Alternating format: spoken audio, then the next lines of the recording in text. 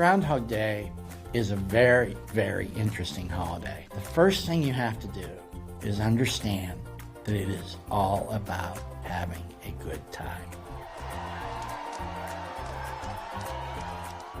Punxsutawney Groundhog Club Inner Circle, Phil's Protectors, consists of 15 who make a living in the surrounding area and have a very strong interest in the legend of Punxsutawney Phil. We wear the tuxedo, the top hat, in recognition of Phil as the king of all weather prophets. Members of the Inner Circle, to the best of my knowledge, have always had nicknames. Some of the nicknames: Stump Warden, Sky Painter, Thunder Conductor, Big Chill, Cold Front, Moonshine, Ozone. Between the two of us, we see Punxsutawney Phil 365 days a year. We're charged with his care and feeding. Phil's an herbivore, so in the wild he would eat mostly greens and grasses, some fruits that would be available to him from farms or gardens or natural in the wild. Want some kale? Phil's favorite food is a banana, which is odd. He would never get that in the wild, but he loves it in captivity.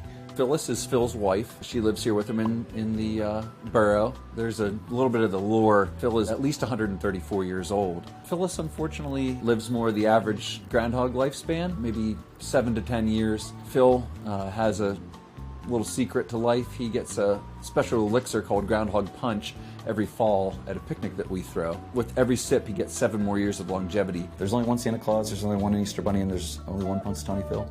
Phil makes a lot of different appearances through the year. He has been to Indianapolis, he's been to New York City, he's been to Washington, D.C. over the course of his life. Try to keep it as local as we can. My favorite thing about being in the Inner Circle is the people that we get to meet. We chuckle about it, but it's kind of neat to see people's reactions to him. You get into the city, it's like every little thing you do is an event. You pull up to the hotel and get out and you're on the curb, and the doormen can't wait to see Punxsutawney Phil. People checking in can't wait to see him. I mean, and people just walking down the street are like, oh my gosh, is that Punxsutawney Phil? What's he doing in Pittsburgh?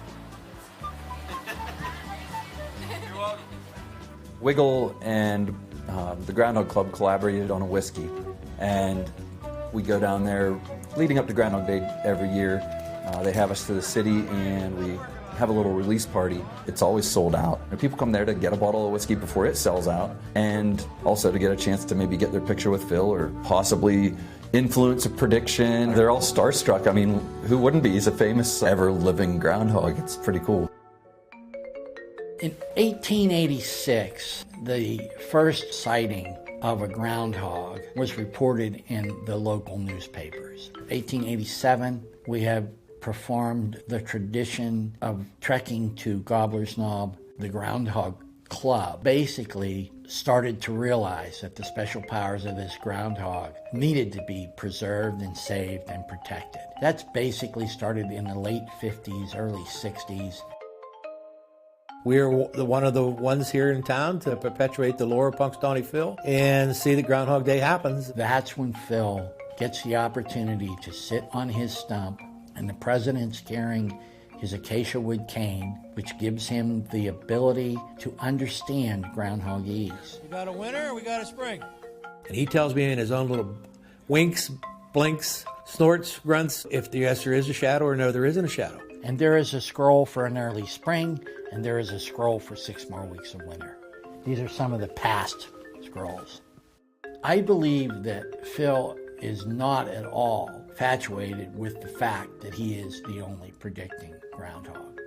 Phil steps up to the plate and always does his job.